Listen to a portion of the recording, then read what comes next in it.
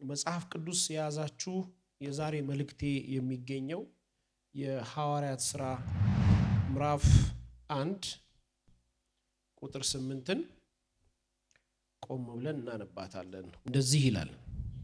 በጌታ ስም አነባለሁ። ነገር ግን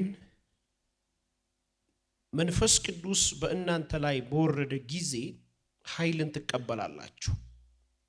በኢየሩሳሌምም በይሁዳም ሁሉ በሰማርያ እስከ ምድር ዳር ድረስ ምስክሮቼ ትሆናላችሁ አላቸው። ነገር ግን መንፈስ ቅዱስ በእናንተ ላይ በወረደ ጊዜ ኃይልን ትቀበላላችሁ። በኢየሩሳሌም በይሁዳ ሁሉ በሰማርያም እስከ ምድር ዳርም ድረስ ምስክሮቼ ትሆናላችሁ አለ። ይህንንም ከተናገረ በኋላ እነርሱ እያዩት ከፍ ከፍ አለ፣ ደመናም ከዓይናቸው ሰውራ ተቀበለችው። እናገርበት የመልእክቴ ርዕስ የመንፈስ ቅዱስ ሙላት የሚል ነው። ያነበብኩላችሁ የሐዋርያት መጽሐፍ ለብዙዎቻችሁ እንደምታውቁት ለአንድ ሰው የተጻፈ መጽሐፍ ነው። ግን የቤተ ክርስቲያንን ምስረታ አንዳንዶች በሁለት ይከፍሉታል። ከሐዋርያት ሥራ ከምዕራፍ 1 እስከ ምዕራፍ 16 ከ16 እስከ 27 አድርገው ይከፍሉታል። ብቻ በዛም ይሁን በዚህ የመንፈስ ቅዱስን ጉልበትና የቤተ ክርስቲያንን ተከላ የሐዋርያትን ጉልበት በመንፈስ ቅዱስ በመመራት የሚገኘውን ጥቅምና ኃይል የሚታይበት ነው። ቤተ ክርስቲያን ማናት ሲባል ሐዋርያት ሥራ ማንሳት ቀላል ነው። አገልጋዮች ምን ነበሩ ቢባል ሐዋርያት ሥራን ማንሳት ቀላል ነው። የአዲስ ኪዳን የእግዚአብሔር አደራረግ ምን ነበር በቅዱሳን መካከል ሲባል የሐዋርያትን መጽሐፍ ማንሳት ቀላል ነው። የአኗኗር ዘያቸው የመውጣት የመግባታቸው ይሄ ክርስቶስ ተኮር ሰማይ ተኮር ህይወት ኖረው ያለፉበትን የህይወት አይነት የሐዋርያት ሥራ መጽሐፍ ትኩር አድርጎ ያሳየናል። በግል በጋራ እንደ ሀገር እንደ ተለያዩ ሀገራት የሚያሳይ መጽሐፍ ቢኖር የሐዋርያት መጽሐፍ ነው።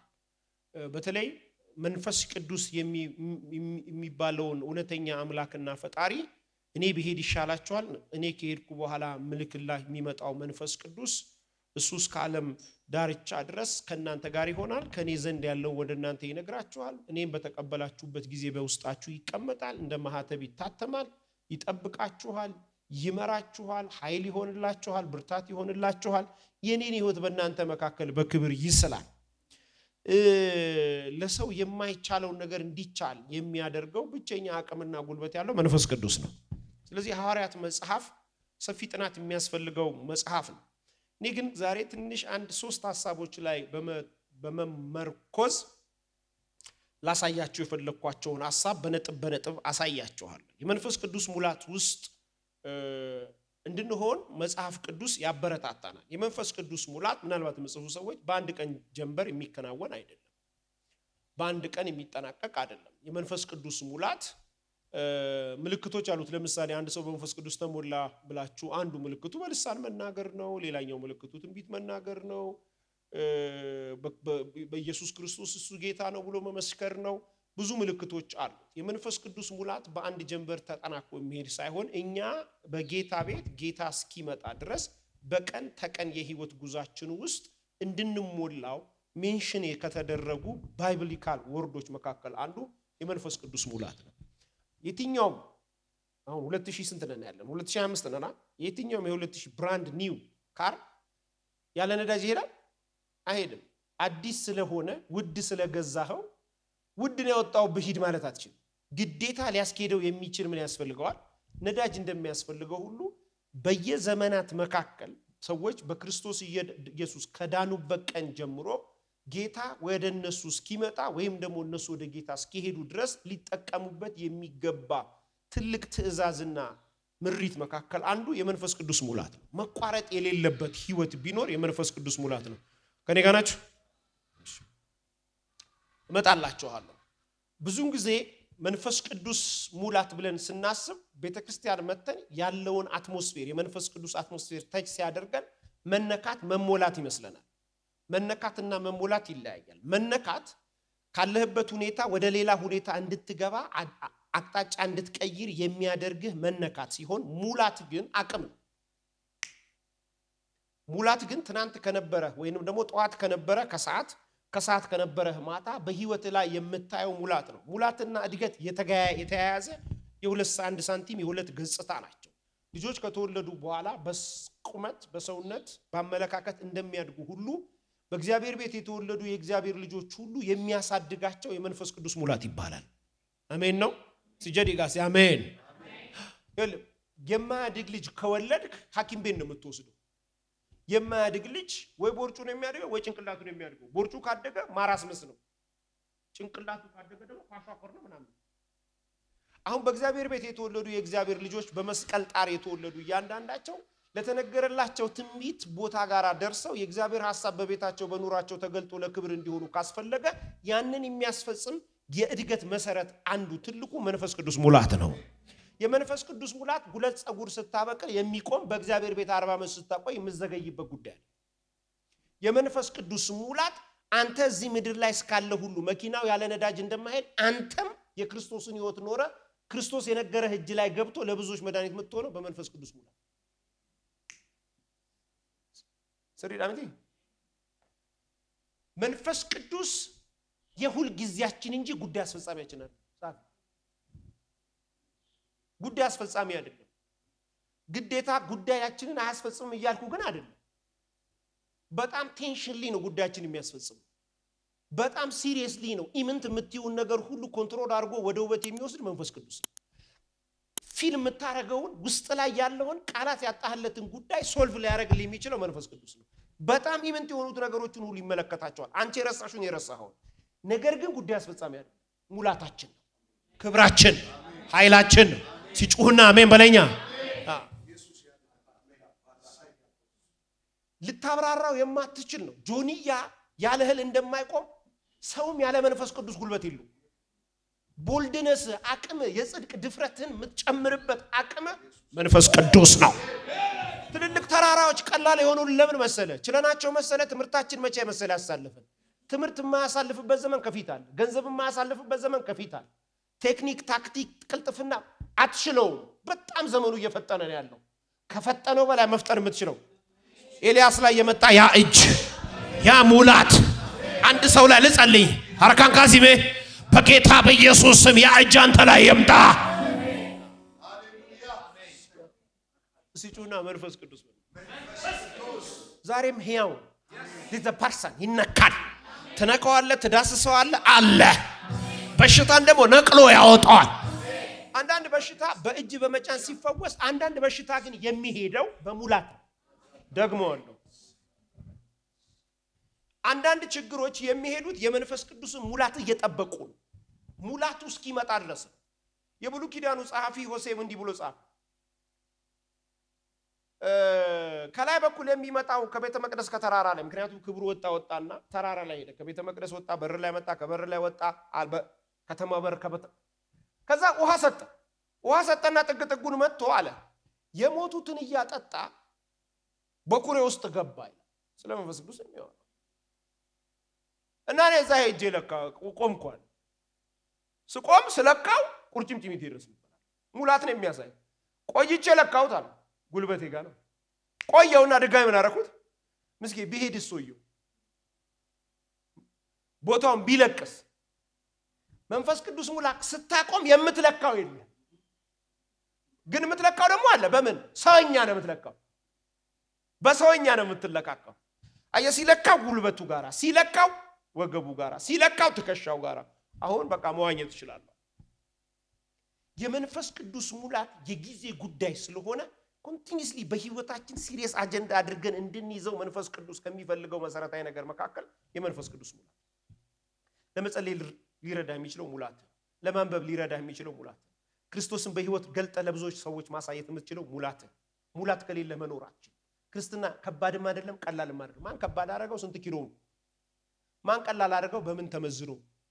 የክርስትና ከባድ ቀላል ነው። ክርስትና የክርስቶስ ህይወት ነው። ያ ደግሞ የሚኖር ነው። ክርስቶስ ኖሮ አሳይቶና ደቀ መዝሙር ተከትለዋል። ማህይም መጽሐፍ ከጻፈል ማንበብ መጽሐፍ የማይችል ሰው አንደኛ ጴጥሮስ ሁለተኛ ጴጥሮስ ሶስተኛ ጴጥሮስ ከጻፈል የሚያሳይህ እኮ ችሎታውን አይደለም ሙላቱን ነው። ያ እጅ እኔና አንተ ላይ ዛሬ ይወድቃል። 10 በ5 ብር ከጌንሳሬጥ ባህር ዳርቻ ያገኘሁት እንትን ነው አሳ ነው ያብለጨልጫል ሲል የነበረ ሰውዬ ቀጥታ አሳ አጥማጅ አትሆንም ብሎ ሰው አጥማጅ ያደረገው ምኑን ተማምኖ መሰለ? አንድ ሰው ጮሆ መንፈስ ቅዱስን ይበላል። አሁንም የተሻለ ማጥመድ የምትችለው የተሻለ መስራት የምትችለው የተሻለ ነገር እጅ ላይ የሚገባው ዘመድህ አይደለም፣ ትምህርትህ አይደለም።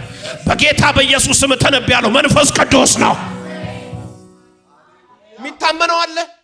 ይሄ መንፈስ ቅዱስ የሚታመነው አለ። እዚህ ቤት የሚመካበት አለ፣ የሚፈልገው አለ፣ የሚወደው አለ፣ የሚጠጋጋው አለ። የመንፈስ ቅዱስ ሙላት ኑሮን ያቀላሏችሁ ነው። በጣም በርካታ ነገር ማቅለያ መንገድ የመንፈስ ቅዱስ ሙላት አትችለውም። ሳይንሱን አትችለውም። ሰይጣን ቀመሩን ብዙ አድርጎታል። ኑሮን ማቅለል ይኸውላችሁ የክርስቶስ ህይወት ኖረህ አልፈህ አየሩ ላይ ያለውን አለቃ ገዝተህ ባንተ የተጀመረው ባንተ እንዲያልቅ ለሰዎች በረከት ሆነ እንድትኖር ከሚያደርግ መካከል አንዱ ቀላል መንገድ የመንፈስ ቅዱስ ሙላት። ብዙ ሰው ሲሪየስሊ ያያየው መሄድ ሲሪየስሊ ያያየው ንካኝ አይለው ሙላኝ አይለው ጨምርብኝ ና እንጂ ግባ እንጂ ውስጤን ያዘኝ እንጂ ብርድ አለኝ እኮ ብቸኝነት ተሰማኝ እኮ አይለው አይፈልገው። ከዛ አይል ጉዳይ አስፈጻሚ ተንበርክኮ ይሄን መታው አንዳንዱ ነገር አይመታም ለቆህንም ሄደው አንተ ስትጠነክር ለምሳሌ አሁን የኔ ልጅ አሁን ብዙ ነገር እኔ ነኝ ማነሳላት አትችለውም። አሷ ስታድግስ ራሷ ነች የምትችለው። አይ በማደግ ነው ያገኘችው። በማደግ ነው ነገሮቹን የቻለችው። በማደግ ነው ታሪኳ የተቀየረው። በሙላት የሚቀየራል። ልክ እንደዚህ የመንፈስ ቅዱስ ሙላት ውስጥ መግባት ህይወታችሁን ቀላል ያደርግላችኋል። እንዳትጨነቁ፣ ስትረስ እንዳትሆኑ ያደርግላችኋል። በደሞዝ እንዳታስቡ ያደርግላችኋል። ፕላንድ ትሆናላችሁ። ዊዝደም ይሰጣችኋል። እግዚአብሔር መንገድ ይሰጣችኋል። እይታ ይሰጣችኋል። በማንም ላይ ጫና ሳትፈጥሩ የእግዚአብሔርን ሐሳብ በዘመናት መካከል ለሰዎች ረፍት እየሆናችሁ አሜን ነው። በኢየሱስ ስም ይሆንልናል። ስለዚህ ጌታ ኢየሱስ ክርስቶስ ምን አላቸው? ብዙ ጊዜ ይሄን የሥነ መለኮት ሐሳብ ጥቂት ላብራራላችሁ። ኃይል ሳትቀበሉ ወደ ኢየሩሳሌም አትውጡ የሚለው ቃል ዛሬም ነው። ብዙ ጊዜ ይሄን አገልጋዮች ሲሰብኳችሁ ኃይል ሳትቀበሉ ወደ ኢየሩሳሌም ወደ ሰማርያ አትሂዱ ኤኒ ሲንስ ለወንጌል ስርጭት ይመስላል። ብዙዎቻችሁ ለወንጌል ስርጭት አይደለም። መንፈስ ቅዱስ የመጣው ለወንጌል ስርጭት ብቻ አይደለም። ክርስቶስን በአንተ ህይወት ውስጥ መሳል ይፈልጋል። አሜን ነው። አንተ እኮ መዳንህ በዚህ ቤት ውስጥ አንተ በእግዚአብሔር ቤት ውስጥ መቀመጥ እስካሁን በእግዚአብሔር ቤት መኖር ያሉ ነገሮች ሁሉ በሱ መገኘቱ ሲታይ ወንጌል አይደለም። ወንጌል እኮ መንፈስ ቅዱስ ሙላት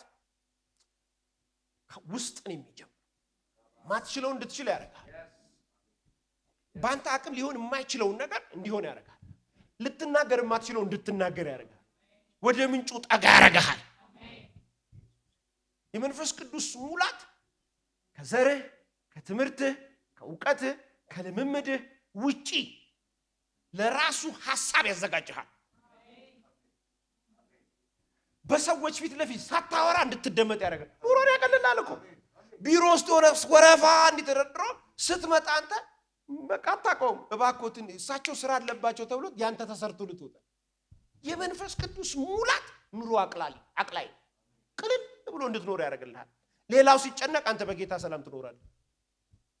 አንድ ልብስ ለብሳችሁ የአንድ ከተማ ልብስ አንድ አየር ተንፍሳችሁ ኑሯችሁ ይለያል። አሜን ነው። ሲጮህና መንፈስ ቅዱስ በሉ። ስለዚህ በምትወጡበት በምትገቡበት በእያንዳንዱ የህይወት እንቅስቃሴዎቻችሁ ሁሉ ለመንፈስ ቅዱስ ሙላት ራስን ማዘጋጀት ተገቢ ነው። ይሄ የቸርች ጨዋታ አይደለም። ይሄ የማክሰኞ የዓርብ የእሑድ ጉዳይ አይደለም። ይሄ የኮንፈረንስ ጉዳይ አይደለም። ይሄ የመኖርና ያለመኖር ጉዳይ አይደለም። የመንፈስ ቅዱስ ሙላት ከሌለ የመንፈስ ቅዱስ ሙላት ያለው ሰው እኮ ፕሮግራም ተጀምሮ እስከሚያልቅ ድረስ በመንፈስ ቅዱስ ነው እዚህ ጋር ሰው የሚያገለግለው። እያንዳንዱ ነገር ውስጡ ይገባበታል። የመንፈስ ቅዱስ ሙላት የሌለበትን ሰው ከእያንዳንዱ ነገር ጥቂት ነገር ነው ውስጡ ያለው። ምክንያቱም የእግዚአብሔርን ነገር ይሄ ሊሸከም የሚችል ጂቢ የለውም። ይሄ ጭንቅላት ይሄ ስጋ ሙላት ካለህስ ማስታወቂያ ሩሩ አይረሱትም። እኛ ቸርቻውን መስጊያ ያውቃል። ማስታወቂያ አረሳም። ስንጸልይ ማስታወቂያው ሊመጣም እስካሁን ይመጣም እያታውቃለህ። የመንፈስ ቅዱስ ሙላት ውስጥ ስትሆን የዛሬው አገልግሎት ምን ነበር አትልም። ብዙ ነገር የረሳ ነው በህይወታችን፣ ብዙ ነገር ያንጠባጠብ ነው የሙላት ችግር ስላለ። ዛሬ ግን ይከፈታል። አሜን። አንዳንድ ገበሬ ወንዝ ይጠልፍና ወደ እርሻው ወደ ተከለው ለማስገባት ውሃውን በመስኖ አርጎ ይለቀዋል። ከስንት ቀን በኋላ ሲመጣ ያው መስኖ በደለል ይሞላል አይሞላም? በደለሉ ምክንያት ተገቢ ውሃ ወደ እርሻው አይገባም። ውሃው ግን አንሷል እንዴ? ወንዙ አንሷል እንዴ? ደለሉ ነው። ከዛ ይመጣና ደለሉ ምን ያደርገዋል? ልክ እንደዚሁ ነው። ዛሬም የመንፈስ ቅዱስ ሙላት ወደ ውስጣችሁ ገብቶ መፈወስ ያለበትን እንዳይፈውስ፣ መባረክ ያለበትን እንዳይባረክ፣ መቀደስ ያለበትን እንዳይቀደስ፣ መለወጥ ያለበትን እንዳይለወጥ፣ ህይወትን የከለከለ ሁሉ ይጠረጋል።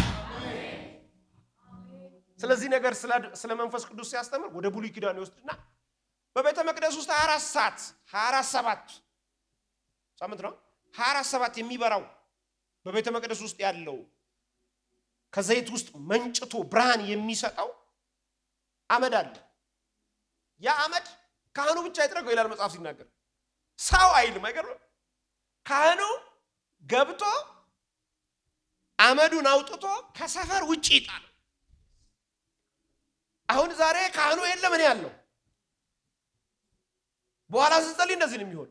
የተዘጉ ነገሮች ሁሉ መንፈስ ቅዱስ እንዳይገባ የከለከለው ነገር በኢየሱስ ስም እሳት ይቃጠላል። አሜን። ይህን ያክል ካልኩኝ ዛሬ ወደ ተዘጋጀውበት ነጥቦች ፈጠን ብዬ ልለፍ። ካልጨረስ ነው ሌላ ቀን እንመጣለን። የመንፈስ ቅዱስ ሙላት ውስጥ ስንሆን ወይም አለን ብለን ለምናስብ ሰዎች መገለጫዎች 3 ናቸው። አንደኛ የመንፈስ ቅዱስ ሙላት ውስጥ ነኝ እኔ ብሎ ለሚያምን ሰው የመጀመሪያ መገለጫው አንደኛ ለሰዎች ረፍት ይሆናል። ሁለተኛ ለሰዎች በረከት ስኬት ይሰራል። ሶስተኛ ለሰዎች ከፍታ በር ይከፍታል። እነዚህ ሶስቱ የዘረዘርኩላችሁ ሁሉ ኢየሱስ ክርስቶስ አድርጓቸዋል። እነዚህ ሶስቱ የዘረዘርኩላችሁ በመንፈስ ቅዱስ ሙላት ሙሉ ሆኖ የኖረው ጌታ አይደለ አድርጎታል። ለሰዎች ረፍት ሆኗል። ራሱን ሰውቶ ነው። ጳውሎስ ራሱን እድሜውን፣ ትምህርቱን፣ ዕውቀቱን፣ ዝናውን በገማልያል እግር ስር ተቀምጦ መማሩን፣ አንቱታውን፣ የቢንያም ዘር መባሉን ትቶ ከክርስቶስ ኢየሱስ ጋር መከራን መቀበል መርጧል። የመንፈስ ቅዱስ ሙላት ውስጥ በኖረባቸው ዘመናት ሁሉ ለሰዎች ረፍት ሆኗል። አንድም ቀን ኢየሱስ ክርስቶስ ለሰዎች ቆርቆሮ አያውቅም። ደግሞ ቆርቆሮ አያውቅም። ጥያቄ ፈጥሮ አያውቅም። ለጻድቅ ረፍት እንጂ ለሚወዱት ረፍት እንጂ አንድም ቀን ቆርቋሪ ሆኖ አያውቅም። ለምን መሰላችሁ? ዓለምን ያሸነፈው በዚህ መንገድ ነው። በርካቶችን የማረከው በዚህ መንገድ ነው። እነ ጳውሎስ ለምንድን ነው የተፈሩት? እነ ዮሐንስ ለምንድን ነው የተፈሩት? እኔ አንድ ጊዜ ትዝ ይል እንደሆነ አላውቅም፣ እንደ ልማዳቸው የሚል ቃል አለ። ጴጥሮስና ዮሐንስ ወደ ቤተ መቅደስ ከሰዓት በሚሄዱበት ሰዓት ይላል አንተ ረፍት ናቸው ሰዎቹ። ሌላም ጥቅስ ልነግርህ እችላለሁ። በማለዳ በዚህ በሚያልፉበት ሰዓት ላይ ፀሐይዋ በዚህ ጋር ናትና በጥላቸው ላይ ሽባ እናስቀምጥ፣ ረፍት ናቸው። እኔ አንድ ሰው ወደዚህ ከፍታ ከኔ ጋር ይገባል። ኢትዮጵያ እኔ እያለሁ የሚል ሰው እጁን ከፍ ያድርገኝ። እኔ እናንተ እያለን በኢየሱስ ስም ድህነት ይመታል፣ እርግማን ይመታል፣ ጥንቆላ ይመታል፣ መተት ይመታል፣ ድግምት ይመታል፣ አላስፈላጊ ይመታል። እኔ ለወንድሜ የረፍት ሰው ነኝ። ለወንድሜ ክፋት ማሰብ የምጀምረው የሙላት ችግር ሲኖርብኝ። ጸጋ የጣለ ሰው ባህሪ መገለጫ አንዱ እሱ የመንፈስ ቅዱስ መጣበታለሁ። በርግጥ የመንፈስ ቅዱስ ሙላት ውስጥ ስትሆን ታክሲ ላይ አብሮ የተቀመጠው ሰውዬ ደስ ይለዋል። ደስ አትቆረቁሪው። ሰዎች ሲያዩሽ ደስ ይላቸዋል። ለምን መሰለሽ? ሙላቱ ነው። የመንፈስ ቅዱስ ሙላት ውስጥ ያላችሁ ሰዎች ደስ ይበላችሁ። ለሰዎች ረፍት ናችሁ። ሰዎች እናንተ ሲያስቡ ደስ ይላቸዋል። ችግራቸውን እናንተ ጋር መጥተው ለመናገር ይፈልጋሉ። የክደት መንፈስ ላያችሁ ላይ ለማ፣ የጥያቄ መንፈስ ላያችሁ ላይ ለማ። በእናንተ ዘመን የሚቆረቁር እርምጃ አትራመዱ። በእናንተ ዘመን የሚያሳዝን እርምጃ አትራመዱ። ለምን? ሙላት ውስጥ ነው ያላችሁ። የመንፈስ ቅዱስ ሙላት አንዱ ከሚሰጠው ነገር መካከል የረፍት ሰው መሆን ነው። የረፍት ሰው መሆን ነው። በእናንተ ምክንያት ሰዎች ሲያርፉ ከዚህ በለጠ ስኬት አለ? ከዚህ በለጠ ደስታ አለ? ዓለም አንተን ሲያይስ ሲረካ ቤተሰቡ መጣችልኝ ሲባል ወይ መጣች ሳይሆን መጣችልኝ በፍሬንች ዶር መስታወቱን ከፍ አድርጎ ደግሞ መጣ ሳይሆን መጣልኝ ከሙላቱ የሚወጣ ነው። የሙላቱ ውበት አንድ ሰው ልባርክ እኔ ልጅሽን አንቺ በወጣሽበት ቦታ ሁሉ ተቀባይነት ይኖርሽ፣ ሙላቱ ያስወድድሽ፣ የተትረፈረፈ ኑሮ በቤትሽ ላይ ይምጣ። ኢየሱስ የሚከብርበት ጸጋ ባንቺ ቤት ይገለጥ። ለሰዎች ሁሉ ረፍት ሁኑ። በመስሪያ ቤት ያላችሁ እናንተ የረፍት ሰው ሆኖ፣ በአገልግሎት ያላችሁ የረፍት ሰው ሆኖ በኢየሱስ ምድር በእናንተ ምክንያት ተረፍ። አንተ 40 ቀን አይደለም እኮ 40 ዓመት ይላል መጽሐፍ ሲናገር። በናወር ዘመንማ 80 ዓመት ነው እስራኤል ያረፈችው። በሳምሶን ዘመን ግን 40 ዓመት አረፈች። ጠላቶቻቸው ወደ እነሱ መጥተው አንዳች ተንኮልና ቀመጻ አላደረጉባቸው። ለምን መሰለ? ሰውየው የረፍት ሰው የረፍት ሰው ስለሆነ በእጁ በአህያ መንጋጋ እንዲና እንዲ ካለ 7000 ነው የሚጥለው። ዛሬም እኮ መንፈሱ አለ። አማሌቅ ዛሬም አለ አይደል? በመንፈስ አለ። እንዲ የሚልላችሁን እግዚአብሔር ያስነሳላችሁ። የረፍት ሰው ጠቅሞ መሰላችሁ? ብዙ የረፍት ሰው ለእናንተ ትዘራላችሁ። እኔ ላንቺ የረፍት ሰው በሆንኩ ቁጥር፣ ላንቺ ረፍት በሰራሁ ቁጥር ብዙ ሺህ የረፍት ሰዎች ይነሳሉ። ብዙ ሰው የረፍት ሰው። ይሄ በጥረት አይመጣም። ስለ መለኮት ገብታችሁ አታገኙትም። አዲስ አበባ ዩኒቨርሲቲ አታገኙትም። ይሄ የመንፈስ ቅዱስ ሙላት ውስጥ ያለ። እስቲ አንድ ጥያቄ ልጠይቃችሁ በጌታ ፍቅር። ጳውሎስ የተማረ ሰው ነው በጣም። በገማልያል እግር ስር ቁጭ ብሎ ከ5 ዲግሪ በላይ ያለው ሰው ነው። ሕግ አዋቂ ነው። ለእግዚአብሔር ቀንቶ እግዚአብሔርን የሚያሳድድ ሰው። አገር ለእግዚአብሔር ቀንቶ እግዚአብሔርን እያሳደደ በደማስቆ መንገድ ላይ ራሱ እግዚአብሔር ተገናኘ። አንተ ማን አለው? የመውጊያውን ብረት ብትቃወም ላንተ እኮ ይብስብሃል። እነዚህ ሰዎች ብሎ የእግዚአብሔርን ሰዎች ራሱ አይነግረው። እነሱ ይሄን የምታሳድዳቸው እኮ እኔን ነው አለው። ዕውቀቱ ለሀገሪቱ ረፍት መሆን አልቻለም። 5 ዲግሪው ለውጥ ማምጣት ለራሱ እንኳን የታመነ ቤት መስራት አልቻለም። የተረጋጋ ህይወት እንዲኖር አላለ። አየ ለሰዎች ረፍት የምትሆነው የመንፈስ ቅዱስ ሙላት ሲኖር ቀላል ነው። ከጎናቸው ያለውን ሰው ቀላል ነው ማለት አንቺ በላት የረፍት ሴት ነሽ። ባንቺ ምክንያት ምድር ታርፋለች። ያቺ ትዝታ ጎቶሊያን ማናት የምትባል ሴትዮ ዲቦራ ናት። ያስጨነቀውን ባላቀን አስገብታ ወተት አጠጥታ ቸነከረችበት። ምድሪቱ አረፈ ይላል። አረፈ አሉ አንዳንድ ጀግና ሴቶች የረፍት ሰው። ክብር ለኢየሱስ ይሁን። የመንፈስ ቅዱስ ሙላት ያለባቸው ሰዎች የረፍት ሰዎች ናቸው። ራሳችሁን በዚህ ነገር ውስጥ እንድትቃኙ በጌታ ፍቅር ጠይቃችኋለሁ። ሁለተኛ ለሰዎች በረከትና ስኬት መሆን መቻል አለብን። የኛ ስኬቶቻችን መንፈስ ቅዱስ በሰዎች የሚሰራቸው ስኬቶች አሉ። በሰዎች የሚያመጣ ሲጀምር አገልግሎት ከመላእክት ተወስዶ ለሰው ተሰጥቷል። ኢየሱስ እንኳን ሲያገለግል ሰው ሆኖ ነው ያገለግለው። ይሄ ማለት በመላእክት አይረዳንም እያልኩ አይደለም። ገንዘብ ቢሰጥ በሰው ነው። ንብረት ቢሰጥ በሰው ነው። መኪና ቢገዛልህ በሰው ነው። ሳውንድ ሲስተም ቢገዛልህ በሰው ነው። ቤት ኪራይ ቢከፍልልህ በሰው ነው። ብትራብ በሰው ነው። ሰንበዲን እያነስነሳ ነው። ሁሉ ውስጥ ያለው የሱ ገንዘብ ስለሆነ ቋ ያረግና ለከሊት ቃንቀቅ አርጊላት፣ የሥራ ድር ክፈችላት፣ ጥሩ ደሞዝ ተጠሪያት። እያንዳንዱን ያስቀመጠው የት ነው? ሰው ውስጥ። እነዚህ ነገሮች ወዳንተ መጣው። አንተ ደግሞ ለብዙዎች እንድታረገው ካስፈለገ፣ ለብዙዎች እንድንሰጠው ካስፈለገ የመጀመሪያ መጠቀም መቻል አለብን። ለሰዎች ክብርና ስኬት መስራት መቻል አለብን። የመንፈስ ቅዱስ ሙላት ያለባቸው በር አይዘጉም። ዞር ብለው ያስኬዳል።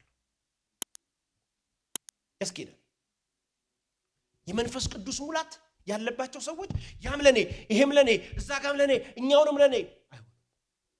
የዛሬ 30 ምናምን ዓመት ነው እንደዚህ የሚለውን ዚምባብዌ ላክ ነው። አሁን እንደዚህ አይደለም። አሁን ያለነው የመንፈስ ቅዱስ ሙላት በቤተ ክርስቲያን በሙላት ሲገለጥ ከኔ ይልቅ ወንድሜ በትህትና ይሻላል ብለህ አስብ። ብዙ ሰው የመንፈስ ቅዱስ እርዳታ ይፈልጋል። እርዳታው የተቋረጠበት ምክንያት ነው መነገራቸው ያለው። ለሰዎች ስኬት አይሰሩ፣ ለሰዎች ከፍታ አይሰሩ። አብሮሽ የተሰጠሽ ሰው፣ አብሮሽ ያለሽ ሰው የምትሰሪለት ሰው ነው፣ የምትረጂው ሰው ነው፣ የምታግዢው ሰው ነው። አብራህ ያለች ሴት የምትረዳት፣ የምታግዛት፣ የምትንከባከባት፣ የምትሆንላት ናት። የመንፈስ ቅዱስ ሙላት ውስጥ ያሉ ሰዎች ለሰዎች ስኬት ይሰራሉ። ለሰዎች በር አይዘጉ። ለሰዎች መደናቀፍ ምክንያት አይሆን፣ ማዘን ምክንያት አይሆን፣ ማልቀስ የላቸውማ። ሶፍትዌሩ የላቸውም። ያተርፉሃል፣ ያድኑሃል። ጳውሎስ ሳውል በነበረበት ጊዜ ለሰዎች ስኬት ለስጢፋኖስ ስኬት ከመስራት ይልቅ ለስጢፋኖስ መወገር ነው አይደል? አየህ፣ ትምህርቱ ዕውቀቱ ያ ሁሉ ዲግሪው አቅም ሆኖት ልብስ ይዞ አስወገረው። ሲቀየር በሙላት ውስጥ በሆነበት ጊዜ ለበርካታ ሰዎች መትረፍ ምክንያት ነው። እግዚአብሔር ቤተሰቦች ዛሬ ወጥተን በምንገባባቸው በአገልግሎት ስፍራዎቻችን ላይ በቤተሰብ አቅጣጫ በእያንዳንዱ አቅጣጫ ላይ ከራስ ይቅሪ ለወንድማችሁ ጌታ ለኛ አይደል የኖረው አይጎልባችሁም። የሙላት ማረጋገጫ ለወንድምህ ለቤተሰብ መስራት። አንድ ሚስጥር እንገራችሁ። ላስት ዊክ መስለኛ ሰንበዲ ሲያነሳው ነበር እዚህ መድረክ ላይ። ሩት ከሩቅ አገር ነው ተሰዳ የመጣችው። ቦይዝ ሊበዣት ፈለገ። መበጀት ማለት ዋርሳ ሊሆናት። ግን ከሱ በፊት የሚቀርብ ሰው አለ እና በእስራኤል አደባባይ ሽማግሌዎች በማለዳ ተነስተው ስለሚቀመጡ ከኔ በፊት ሊወርሳት የሚገባ ሰው አለና እባክህን ተበዣት። ለሩት ስኬት እንዴት እንደሰራት ነው።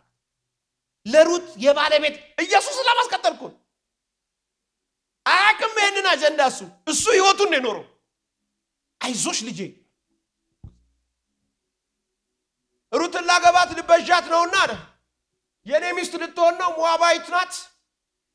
በዝምድና እንገናኛለን። የእሷ ባል የነበረው ኬሌዮም ማነው የኑኃሚን ልጅ ሞቷል። ስለዚህ በህጉ መሰረት እኔ ተበጅጃት የእሷንም እርሻ የኑኃሚንም እርሻ ወስጄ ሚስት አድርጌ ነው ልወስዳት ነው እና ጫማዬን ይኸው ከኔ የተሻለ የሚወስዳለ ሲል አንደኛው መጣ። እኔ ቀርባለሁ አለ። የኑኃሚን ዘመድ ከሆነ ማን የምቀርባለሁ እኔ ነው መውሰድ ያለብሽ። እንግዲያውስ የምትወስድ ከሆነ ሩትንም ጨምረን የምትወስደው ዘር ማስጠቃት አለ። አቤት ስኬት የሚሰራል ሰው። ይሄ ሩትን ያገባት ሰውዬ በምንም እኮ አይተዋወቁ። በምንም ሰውየው ግን ሙላት ውስጥ ነው ያለው። እግዚአብሔር ቃል ውስጥ ነው ያለው። መገኘት ውስጥ ነው ያለው።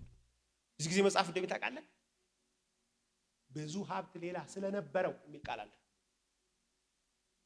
ማግባት አልፈለገምና ውሰዳት እኔ አልፈልግም ማለት አየህ። ሚስ አደረገ ኢየሱስ የሚወለድበትን ዘር። ከዛ ቦዔዝ ገባ፣ ጫማውን አደረገ፣ ባለም ሆናት ይላል። እንግዲህ የዳዊት አያት ናት እሷ።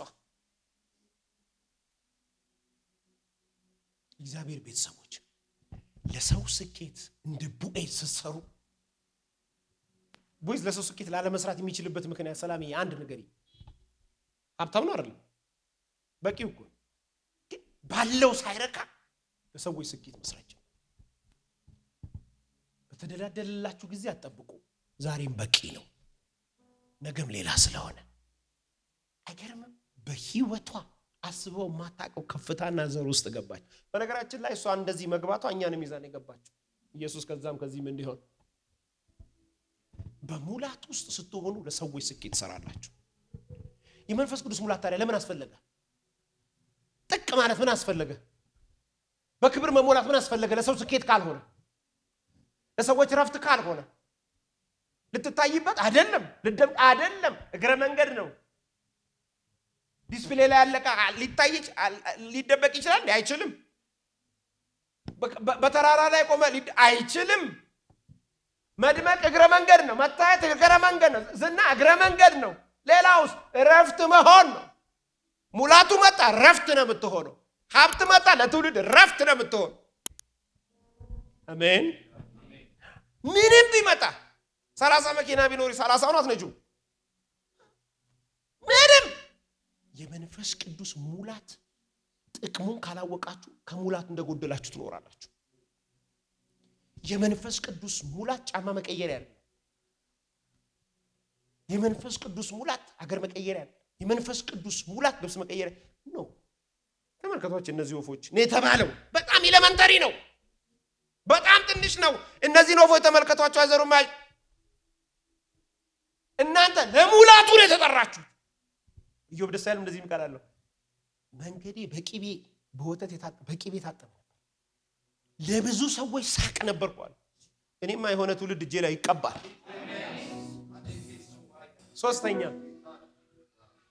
ሶስተኛ መንፈስ ቅዱስ ሙላት ያለባቸው ሰዎች ከፍታ፣ ለሰዎች ከፍታ በር ይሆናል። ታውቃላችሁ በር የሚከፈተው በሰው ነው። እኔ ጌታን የከፈተልኝ ምናምን ይላሉ እዚህ ጴንጤዎች ሲያመናፍሱ። አይ ነው ጌታን የሚከፍተው ግን በሰው ነው። በሰው ነው። እኔ ብዙ አይቻለሁ። በጌታ አይደለም ሲሉ ዘግቼው አውቃለሁ። ዘግቼው ኤምባሲ ደውዬ በሰው መሆን አለመሆኑ እንዲያውቁት ማለት በሰው መሆኑ እንዲያውቁት። እግዚአብሔር የከፈተውን ማንም አይዘጋም። አይ ነው ማንም አይዘጋም። ግን እግዚአብሔር የሚከፍተው በሰው ነው። የከበረውን ነገር በሸክላ ሰሪ ውስጥ አስቀምጦታል። መዝገብ ሁሉ ያለው በእኔ ውስጥ ነው፣ በአንተ ውስጥ ነው።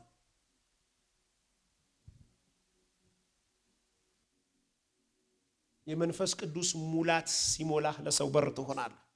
እስቲ እንደዚህ ትያለሽ ከኔ ጋር በእኔ ዘመን በሉ እስቲ በእኔ ዘመን ድገሙና ቃል ኪዳን በእኔ ዘመን የመንፈስ ቅዱስ ሙላት በእኔ ላይ በክብር ይገለጣል። ስለዚህ በእኔ ዘመን ለብዙዎች በር ሆናለሁ። በእኔ ዘመን ብዙዎች ይሳካላቸዋል። ክብር ለማን ይሆን? ሃሌሉያ ሃሌሉያ። ያገኛችሁ ነው። ሌላው የመንፈስ ቅዱስ ሙላት በሕይወታችን ሲከናወን በሁሉ አቅጣጫ ለጌታም በዙሪያችን ላሉ ሰዎች ታማኝ እንሆናለን። መንፈስ ቅዱስ በጣም ከሚረዳችሁ ነገር መካከል ታማኝነት ነው። ይላችሁ እግዚአብሔር ለአንተ የሚታመንልህ አንተ ለሰዎች ታማኝ ስትሆን። እኛ ለሰው ታማኝ ሳንሆን እግዚአብሔር እንዲታመንልህ እንጠብቃለን። የመንፈስ ቅዱስ ሙላት ግን በውስጣችን ሲኖር መጀመሪያ ማረጋገጫው ለሰው ነው ታማኝ መሆን። ማንም በሌለበት ቤት ውስጥ ማንም የለም፣ ሰው አያይህም፣ ብቻህን ነህ። እግዚአብሔር ታማኝ ነህ። ከሰዎች ጋር በሚኖርህ ግንኙነት ለሰዎች ታማኝ ነህ። እግዚአብሔር ይህን በጣም ያያል። ይህን ነገር ቀላል የሚያደርገው ነው ነገራችሁ ያሉት የመንፈስ ቅዱስ ሙላት። አትጨናነቂ። በ40 ቀን ጾም ጸሎት አይመጣም። የመንፈስ ቅዱስ ሙላት ራስን መክፈት ብቻ። የመንፈስ ቅዱስ ሙላት አንተው ሲገባ የመጀመሪያ የሚፈጸመው ማሃዳላ ባዳናማስ ታማኝነት በቤት ይረጋገጣል።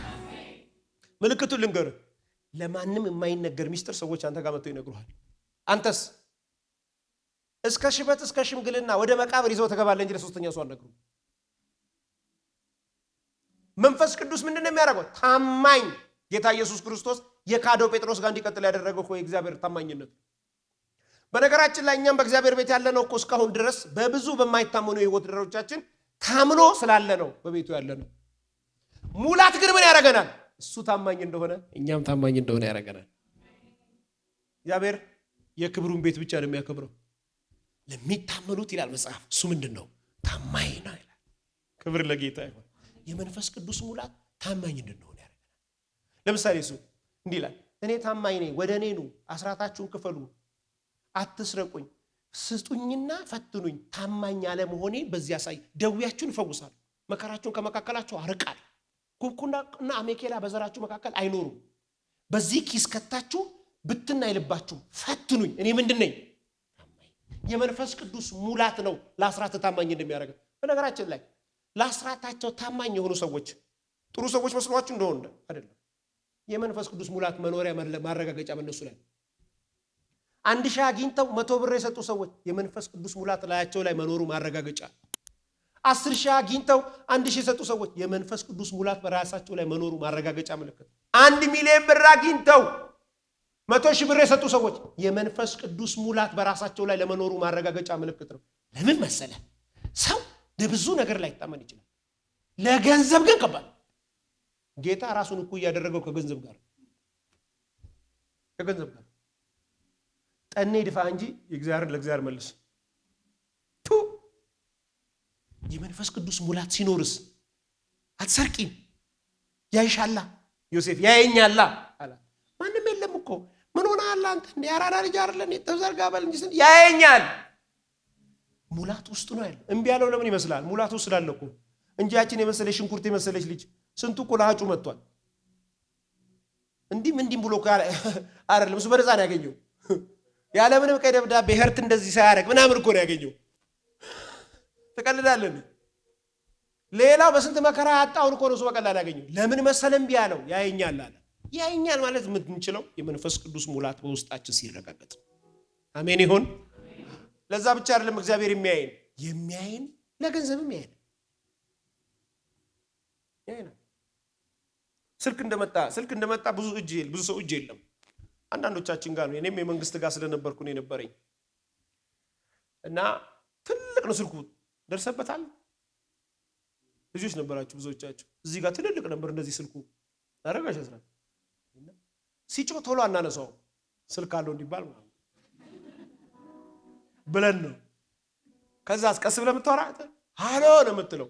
እርግጠኛ ነኝ ዘግቼ ራሱ ሃሎ ብል የደወለልኝ ሰው እየሰማው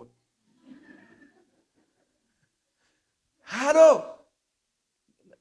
ያለህ እኮ መገናኛ የነ ሲል ሜክሲኮ ነኝ ሲል ሙሉ ታክሲ ነው የሚዞረው። ታማኝ አይደለም። እዛ ውስጥ ሚስት ብትኖር አሁን ይሄንንማ ቅድም ሳይሆን ነበር የወደድኩት ታማኝ አይደለም ብላ ነው ጥላ የምትሄዱ። ብዙ ነገር ጥሎ ሄደው ልክ እንደዚሁ ስቀላብድ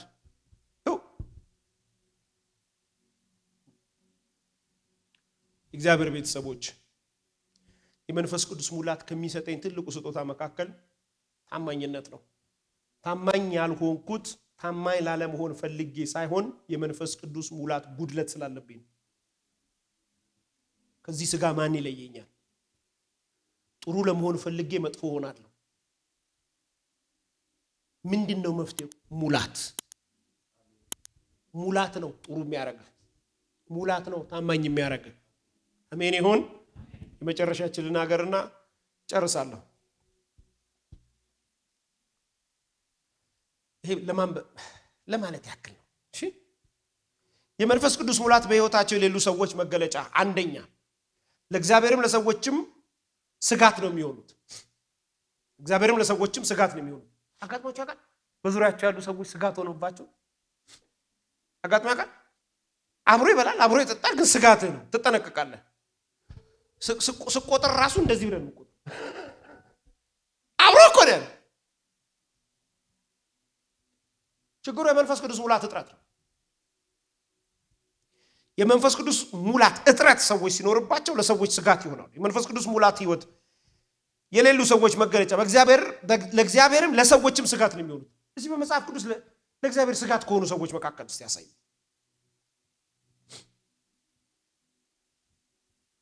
ስጋት የሆኑ ሰዎች አሉ እኮ። ለምሳሌ አቤሴሎምን ማንሳት አይችልም?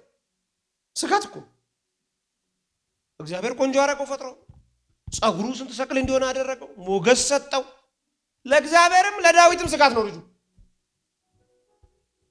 ስጋት እሺ እሱ ብሉይ ኪዳን ነው ምናምን ትል ያለች ነው ወጌ። አዲስ ኪዳንስ ሄሮዲዮስ ማን ነው? ይሁዳ እያወቀ ኢየሱስ እኮ ያውቃል። ከረጢቱን የያዘው እሱ ነው። ያውቃል እኮ ሌባ እንደሆነ። ስጋት ነው። ስጋት ስጋት ነው። ይሄ ስጋት የሚለወጠው እጅ በመጫን አይደለም፣ የመንፈስ ቅዱስ ሙላት ነው። አንቺ ለእህትሽ ስጋት ሳትሆኝ ረፍት ነሽ። እኔ አንድ ሰው ልባረክ ነው። እጃችሁን አንሱ። ይሄ የእግዚአብሔር ጉባኤ ነው። እናንተ ለትውልድ ስጋት ሳትሆኑ ረፍት ናችሁ። እናንተ ለመንግስት ስጋት ሳትሆኑ ረፍት ናችሁ። እናንተ ለቤተሰብ ስጋት ሳትሆኑ ረፍት ናችሁ። እንዲያውም እንዲጸልያ ስጋት የሚሆንባችሁ ሰዎች መካከል እግዚአብሔር አምላክ ረፍት ያርጋችሁ።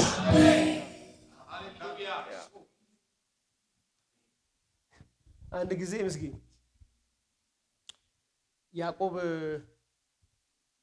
የስጋ ወንድሙ ስጋት ይሆንበታል። ወንድሜ ያለ ይገለኛል። አይኑ የሰራሁትን ስተት አውቃለሁ። ያ ግን እግዚአብሔር ምሪት ነው። 21 ዓመት አልፎታል። ግን ወንድሜ ነፍሰ ገዳይ ነው፣ ይገለኛል፣ አይለቀኝም። ከዛ ሁሉን ላከና ስጋቱን ሊያስቀይር ወደ ሙላቱ ገባ። ዛሬ እንደዛ ነው የምንሆነው። የምትፈሩባቸው ስጋቶች ዛሬ ምሽት ይራገፋል። በርከካለን ባክ ባርገኝ እኔሲስ ሙላይ መንፈስ ክብር ፕሮቴክት ያድርገኝ። ያላንተ ይህን መንገድ መሄድ አልችልም። የኤሳውን ፊት እንዴት አየዋለሁ? ነካ ታቃለ እዚህ ጋር ሲነካው እዛ ጋራ የኤሳው ተጋዳይነቱ የተንኮለኞችን አስማት ማጥፋት የምትችለው አንተ የመንፈስ ቅዱስ ሙላት ውስጥ ገባ። ሁለተኛ እያገኛችሁ ነው። ዊዝደም ነው አይደል? አይሰጣችሁ። እሺ ሁለተኛ የምንሰራው የምንቀርበው እያንዳንዱ እንቅስቃሴዎቻችን ከጥቅም አንግል ይሆናል። መንፈስ ቅዱስ ሙላት የሌለባቸው ሰዎች የሚሰሩት የሚቀርቡት እያንዳንዱ እንቅስቃሴ ከጥቅም አንግል ይሆናል። እንዲህ አይነት ሰዎች አደገኞች ናቸው። ታርጌት የሚያደርጉሽ ምን አለሽ? ታርጌት የሚያደርጉሽ እንዲህ አይተው አይናቸው ሁሉ ኤክስሬ ነው። በኪስሽ ውስጥ ያለውን ከ200 ብር መካከል ያለውን 10 ብር ብሎ ያውጣ። እንዴት አድርገው ከኪስሽ አድርገው ማውጣት እንደሚችል የዚህ ዓለም ሰዎች ናቸው። ለኪሳራ የተፈጠሩ ናቸው። መጽሐፍ ሲናገር እንደዚህ ነው፣ አንዱ ከጥፋት ልጅ በስተቀር የጠፋብኝ የለም። ሰው ከመንፈስ ቅዱስ ሙላት ሲጎድል ይህን ታክቲክ ነው የሚጠቀመው። ለምሳሌ አንተን ጓደኛ ለማድረግ ሲፈልግ መኪና አላት ልጅ ሰውዬ፣ መኪናዋ ምን ይመስላል? ታክቲካል ምን አላት? ማናት? እግዚአብሔርን ያመጣው እግዚአብሔርን የሰጠኝን ጠብቅ ሳይሆን ታክቲክ። እንዲህ አይነት አስተሳሰብ ያላችሁ ሰዎች የመንፈስ ቅዱስ ሙላት እጥረት ውስጥ መኖራችሁ ምልክት ነው። ሰው ኢየሱስ አለ ወይ ነው የሚባለው? ሰው እግዚአብሔር አለ ወይ ነው የሚባለው? ላገባ ፈልጋለሁ ማን ምን አለ? እግዚአብሔር ባልሽ ነው ካለሽ ተንበርከክ ብለሽ መጸለይ ያለሽ። ሰርታችሁ ለሁለት ታገኙታላችሁ። ይህን አገልግሎት ለመደገፍ ከስር ባስቀምጥነው የባንክ አካውንት እንድትጠቀሙና የወንጌልን ስራ አብራችሁን እንድትሰሩ እያልን ዩቲዩብ ቻናላችንን ሰብስክራይብ በማድረግ ፌስቡክ፣ ኢንስታግራም እና ቲክቶክ አካውንታችንን ፎሎ በማድረግ የጌታን ስራ እንድትደግፉ ጥሪ እናቀርብላችኋለን። ለበለጠ መረጃ በእነዚህ ስልኮች ተጠቅመው ይደውሉ። ተባረኩ።